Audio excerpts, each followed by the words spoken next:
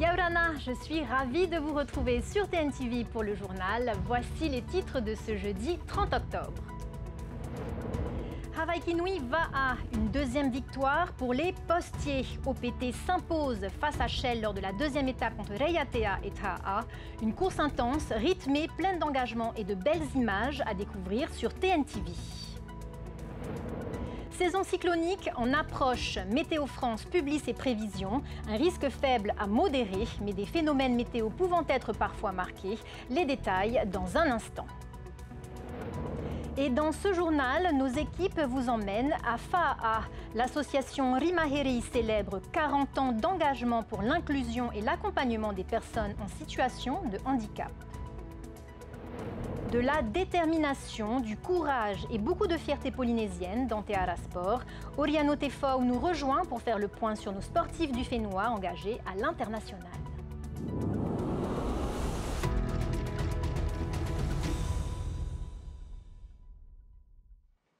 Deuxième victoire pour OPT sur la Hawaii Kinui Va'a. L'équipe s'impose entre Uturoa et Patio en 1h54 minutes et 35 secondes.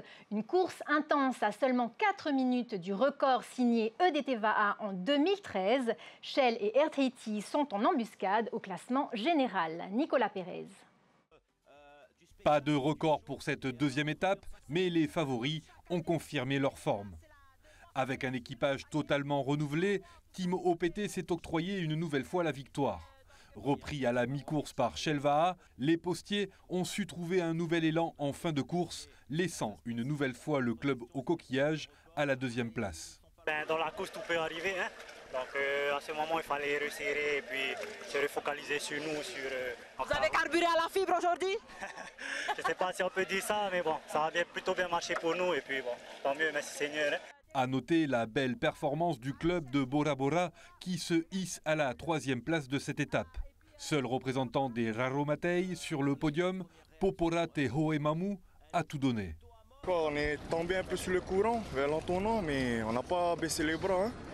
On a arrêté encore le coup, on a tahoé jusqu'à la fin, et encore monsieur le copain.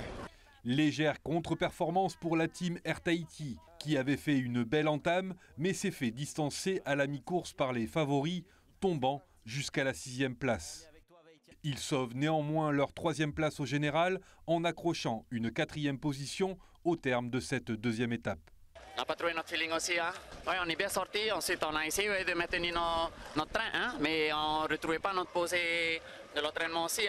On a essayé de tenir, de serrer les dents et de ne pas trop laisser partir. Après, félicitations à OPT, à Shell, Bora Bora et tout le reste. Se tenant à moins de 3 minutes au classement général les uns des autres, les favoris de cette 32e édition de l'Hawaii Kinui devront lâcher les chevaux dès demain pour la 3e et dernière étape. Pour chaque équipe, l'union devra faire la force. Je pense que dans le top 5, techniquement, physiquement, ils sont au même niveau. Je pense qu'ils ont tous les mêmes préparations, je pense qu'ils sont tous bien encadrés, ils ont un bon staff qui en fait s'occupe de tout ce qui est logistique. Après, franchement, la différence, je crois que c'est comment tu vas gérer ta course et quel est ton mental. Voilà. Et comme on dit, si jamais sur le VA, ils ne font pas qu'un seul, ton mental, il perd, mais de mètre en mètre. Team OPT tentera de décrocher une 3e victoire d'affilée en verrouillant sa première place au général. Mais la bataille sera rude. Demain, la 3e étape sera la plus longue de la course, avec 60 km à parcourir. De belles batailles sur l'eau aussi chez les dames et les juniors. Les Hawaïennes ont frappé fort sur cette dernière étape, reprenant l'avantage sur Ihilani Va'a. Et chez les jeunes, malgré une pénalité, Air Tahiti Va'a solide s'impose encore. Le résumé de Désiré Teivao, Jessica Doucet et Quentin Lacour. Sur le plan d'eau entre Uturoa et Patio, le spectacle était au rendez-vous. Chez les femmes, la Team Hawaii n'a pas laissé de place au doute. Battue de 25 secondes lors de la première étape à Ihilani, les rameuses hawaïennes ont pris leur revanche dès les premiers coups de rame. En tête de bout en bout de l'étape, elles ont dominé la course avec autorité. À l'arrivée à Patio, une victoire nette et une avance confortable qui leur permet de renverser le classement général. La Team Hawaii s'impose donc sur cette édition de la Hawaii Kinui Va'a devant Ihilani. Team Hawaii qui remporte cette deuxième étape. I wouldn't call it revenge. Je n'appellerai pas ça une revanche. Je dirais juste qu'on a eu une meilleure course aujourd'hui. Tu sais, gagner ou perdre, tu ne veux pas y mettre trop. Tu veux toujours être humble. Sinon, tu vas tomber. Il faut accepter. Elles ont été très fortes aujourd'hui et je ne peux que les féliciter. Elles ont pris leur revanche de la Molokai, mais nous on a donné tout ce qu'on pouvait. On avait une bonne vitesse, mais elles étaient encore meilleures aujourd'hui. Donc bravo Hawaïennes et félicitations à toutes mes filles, toujours aussi fières d'elles. Chez les juniors, le scénario était tout aussi spectaculaire. Ethaïtiva, pénalisé de 3 minutes lors de la première étape, n'avait pas le droit à l'erreur. Face à eux, EDTVA partait avec plus d'1 minute d'avance au général. Mais les jeunes espoirs de Haiti ont sorti une course magistrale. Rapide, précis et puissant, ils franchissent la ligne d'arrivée en vainqueur à Patio et refont tout leur retard au classement général. On voulait aussi essayer de faire de notre mieux. Et voilà, ça a marché aujourd'hui. On a essayé de faire de notre mieux. C'était quoi le plus difficile dans cette étape? La remontée, la dernière remontée, c'était dur aussi. Chez les vétérans de plus de 60 ans, Pirev A s'impose de nouveau sur cette étape entre Uturwa et Patio. Au général, les Oranges l'emportent. Place désormais au repos pour tous ces équipages. Demain, place à l'ultime étape de la Hawaii Kinui Va'a, Ta'a Bora Bora. Départ 7h30 pour les vétérans et 7h40 pour les seniors depuis la plage de Patio. Cap sur Bora Bora avec un passage attendu dans la passe de Te Avanui avant l'arrivée à Matira. Une épopée à suivre en direct sur TNTV, nos sites internet et nos réseaux sociaux dès 7h. C'est le début de la saison chaude, mais que nous réserve-t-elle? Météo France a présenté ses prévisions ce matin. Une saison qui sera relativement sèche, mais pas sans risque. Où et à quoi s'attendre? Les précisions avec Laure Philibert et Heimanu Manuthei. Après une saison chaude relativement calme l'an dernier, celle qui s'ouvre affiche des perspectives similaires. En 2024-2025, 4 phénomènes ont pris une ampleur suffisante pour être nommés. Le risque de voir un cyclone se former dans les mois qui viennent est peu probable aux Marquises, faible sur la Société et les Tuamotu et modéré aux Australes et aux Gambiers. En phénomène Niña, ça diminue le risque d'activité cyclonique sur notre bassin. Mais il y a quand même un risque modéré, plutôt sur les îles qui sont au sud du 20 sud de latitude. Donc ça va concerner les Australes, les Gambiers, voire les Tuamotu du centre, puisqu'on a comme ça dans le passé vécu dans un même scénario niñien neutre. On a vécu un cyclone qui était Rita et qui est né aux alentours de Hereretue pour venir frapper les Gambiers. Donc c'est des scénarios qui peuvent se rejouer pour la prochaine saison.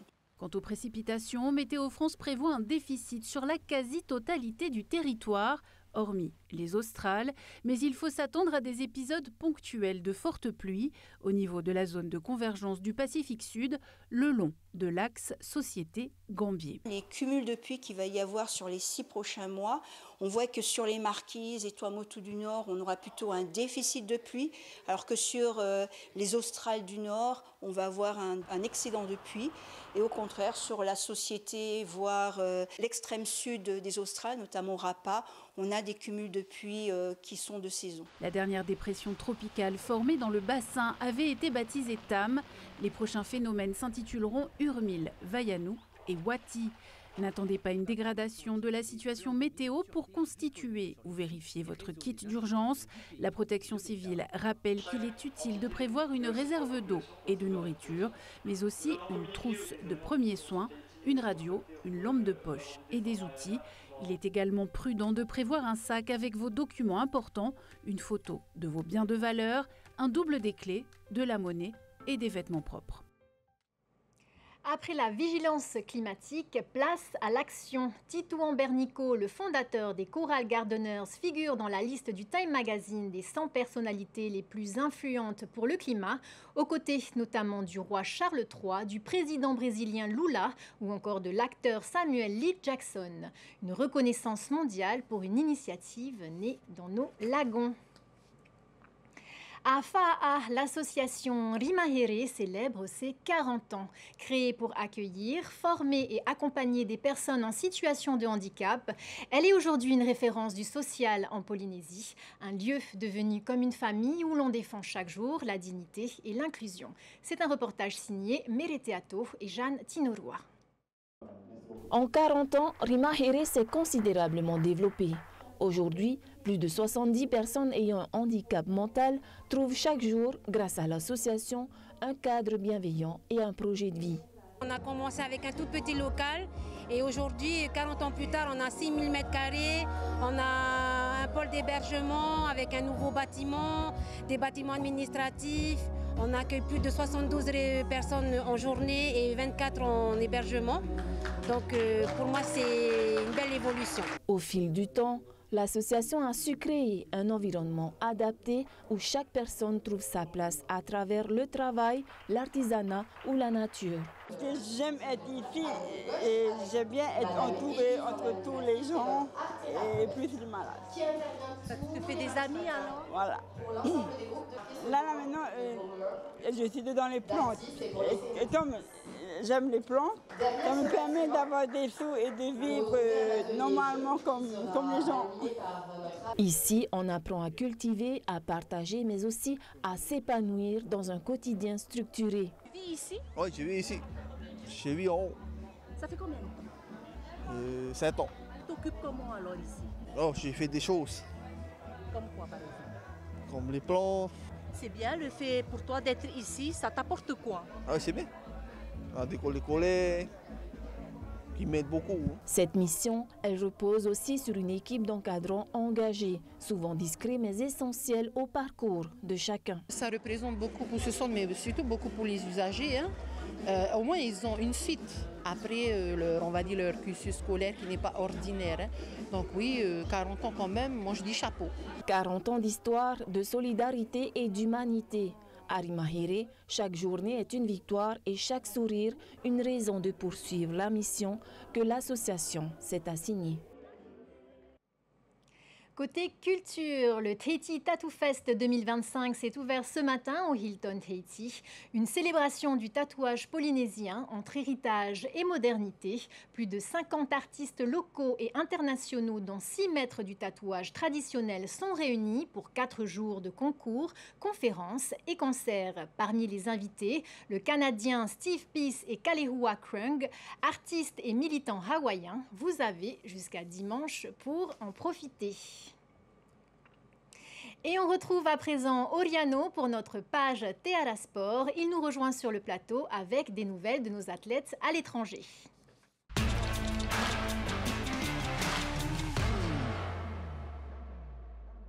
Yaurana Oriano, direction l'Hexagone, où nos Tahitiens se sont encore illustrés. Et oui, Miti, on va commencer par Manuhere Aveoru, notre rugbyman qui évolue avec les Espoirs de Brive dans la catégorie Espoirs. Le week-end dernier, les Noirs et Blancs ont battu Rouen sur le score de 25-11. Grâce à cette victoire, ils conservent donc leur 2e place au tableau provisoire. Félicitations à tout le monde. Et il n'était pas le seul à se distinguer. Un autre Aito a filé à toute allure hier soir.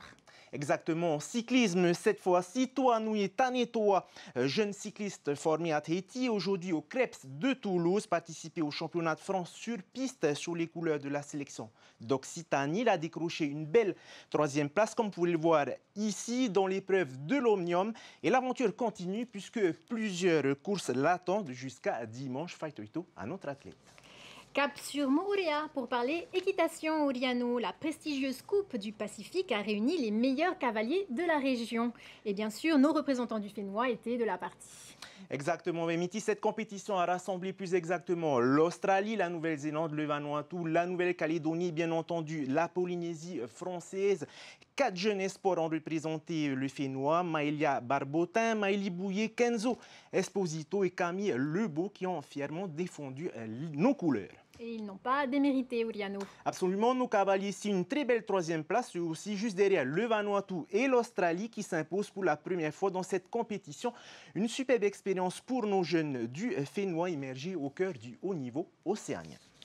Et enfin, direction le Brésil. Nos représentants du Fénois plongent dans le grand bassin des mondiaux de chasse sous-marine. Oui, ils se disputeront du 26 au 29 novembre dans l'état de Santa Catarina, au Brésil. Plus de 80 compétiteurs venus d'une dizaine de nations vont s'affronter dans les eaux atlantiques. Et parmi eux, Noéto du Fénois, bien décidé à faire bonne impression.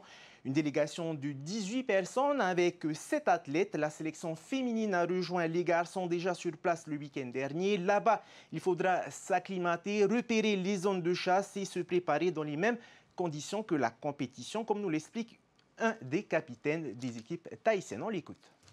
Il y a eu pas mal d'entraînements, de repérage avec une navigation avec un bateau, avec un GPS sondeur pour repérer en fait des cailloux grâce à la technologie qu'il y a.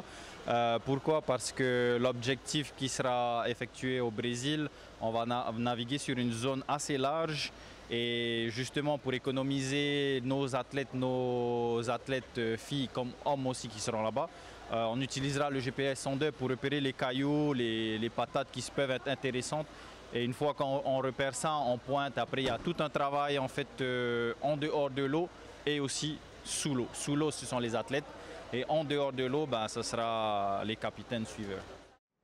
Voilà, fait à tous nos athlètes. Bien entendu, la flamme du sport haïtien ne s'éteint jamais. On se donne rendez-vous jeudi prochain pour de nouveaux exploits. Merci Oriano pour toutes ces nouvelles de nos athlètes à l'étranger et à jeudi prochain. À jeudi prochain. Et on quitte les terrains de sport pour les hauteurs de Toarotu. Les champs de fleurs se parent de 1000 couleurs à l'approche de la Toussaint. Dolores et Outia, un couple passionné, se préparent depuis plusieurs semaines pour que tout soit prêt le jour venu. Davidson Bennett. Cela fait 30 ans que Dolores cultive des fleurs, d'abord avec sa mère, puis aujourd'hui avec son mari Outia. Le couple s'est spécialisé pour la fête des morts, un rendez-vous qu'il prépare chaque année avec soin. Les graines, elles, viennent tout droit de métropole. Je plante surtout les fleurs de dehors, c'est-à-dire les reines marguerites, les zinnias, les roses d'Inde, les crêtes de coq, les plumeaux, gueules de loup. C'est des fleurs que à chaque Toussaint, il y a des demandes, beaucoup de demandes. J'ai commencé déjà lundi. Mes clients ils commencent déjà au mois de janvier à me faire des commandes. Je n'ai pas encore reçu les graines, je n'ai pas encore semé, je ne sais pas si ça va pousser. Mais ces dernières semaines, la pluie a compliqué les choses. Certaines plantations ont souffert, mais Dolores garde le sourire. Malgré tout, elle espère récolter entre 2000 et 3000 bouquets cette année. Là, cette année, il a beaucoup plu, beaucoup plu. Et j'ai eu aussi des pêtes. Enfin, je peux rien aussi, c'est comme ça, c'est la nature. Mon mari, il a fait les caniveaux pour ne pas que l'eau reste. Sinon, ça fait quoi? On monte un peu si ça va faire sous-marin. D'accord. Mais malgré tout, vous avez quand même une production. Oui, on a quand même récolté, on aura quand même une bonne récolte. Des bouquets aux couleurs de l'arc-en-ciel qui prendront bientôt la route vers Papeete, les Tuamotu ou encore le marché de Trava pour la Toussaint. Et quand la saison des fleurs s'achèvera, place aux légumes dans les champs de Dolores et Outia. Un couple qui, saison après saison, cultive la passion de la terre et la beauté du Fénois. C'est la fin de cette édition. Merci de nous avoir suivis. Dans un instant, votre magazine Moana, direction Rimatara. Puis le résumé de la deuxième journée de la Hawaii Kinuiva'a avant le meilleur pâtissier. Demain matin, cap sur Bora Bora pour la troisième et dernière étape de la Hawaii Kinuiva'a à vivre en direct télé et web sur TNTV+, ainsi que sur Facebook et YouTube. Demain soir, vous retrouverez Mika Delattre. Très belle soirée à tous. On se quitte sur les images de la 58e édition du Salon des Marquises.